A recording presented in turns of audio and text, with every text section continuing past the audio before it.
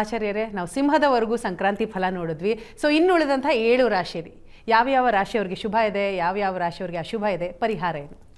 ಕನ್ಯಾ ರಾಶಿ, ವೃಶ್ಚಿಕ ರಾಶಿ, ಕುಂಭರಾಶಿ ಈ 3 ರಾಶಿಯವರಿಗೆ ಅಶುಭ ಫಲ, ಹಣಕಾಸಿನ ಉಬ್ಬರಾಗಬಹುದು, ಮತ್ತು ಸಾಂಸಾರಿಕವಾಗಿರತಕ್ಕಂತಹ ತೊಂದರೆಗಳು ಮತ್ತು ಆರೋಗ್ಯದಲ್ಲಿ ಏರುಪೇರಾಗುವ ಸಾಧ್ಯತೆ ಇದೆ. ಅದರಿಂದ ರುದ್ರದೇವರ ಅಭಿಷೇಕ, ದೇವಿಯ ವಿಶೇಷವಾದ ಪ್ರಾರ್ಥನೆ, ಸಂಕ್ರಮಣದ ಕಾಲದಲ್ಲಿ ಎಳ್ಳನ್ನು, ಕರಿ ಕಂಬಳಿ ದಾನ ಇತ್ಯಾದಿಗಳನ್ನು, ತರಕಾರಿ ದಾನಗಳನ್ನು ಮಾಡುವುದರಿಂದ ಅನೇಕ ಫಲಗಳನ್ನು ಪಡಿಕೊಳ್ತಾರೆ, ದೋಷಗಳನ್ನು ಪರಿಹಾರ ಮಾಡಿಕೊಳ್ಳಬಹುದು.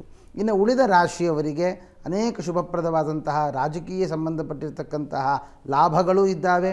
ಅದರಲ್ಲಿಯೂ ಕೂಡ ವೃಶ್ಚಿಕ ರಾಶಿ ಕೆಲವು ಲಾಭಗಳನ್ನು ಪಡೆದುಕೊಳ್ಳುತ್ತೆ. ಮೀನರಾಶಿ ಮತ್ತು ಧನುರಾಶಿಯವರಿಗೆ ಅನೇಕ ವಿಧವಾದಂತಹ ಲಾಭಗಳು ಕೂಡ ಸಂಕ್ರಮಣದ ಕಾಲದಲ್ಲಿ ಪಡೆದುಕೊಳ್ಳಬಹುದು.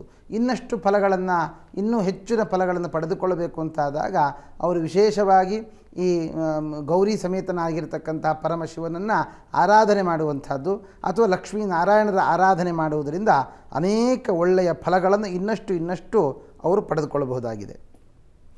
ಸರಿ, 12 ರಾಶಿಗಳ ಒಟ್ಟಾರೆಯಾಗಿ ಫಲಾಫಲವನ್ನು ತಿಳ್ಕೊಂಡ್ವಿ. ಜೊತೆಗೆ ಈ ಮಕರ ಸಂಕ್ರಾಂತಿಯ ಹಿನ್ನೆಲೆ ಏನು, ವಿಶೇಷತೆ ಏನು, ಅದನ್ನು ಕೂಡ ತಿಳಿಸ್ಕೊಟ್ಟಿದ್ದೀರಿ ಆಚಾರ್ಯ. ತುಂಬ ಧನ್ಯವಾದಗಳು. ನಿಮಗೂ ತುಂಬ ಧನ್ಯವಾದಗಳು. ಎಲ್ಲರಿಗೂ ಕೂಡ ಮಕರ ಸಂಕ್ರಮಣ ಕಾಲದಲ್ಲಿ ದೇವರ ಪರಮಾನುಗ್ರಹವಾಗಲಿ ಅಂತ ದೇವರಲ್ಲಿ ಪ್ರಾರ್ಥನೆ ಮಾಡ್ತೇನೆ.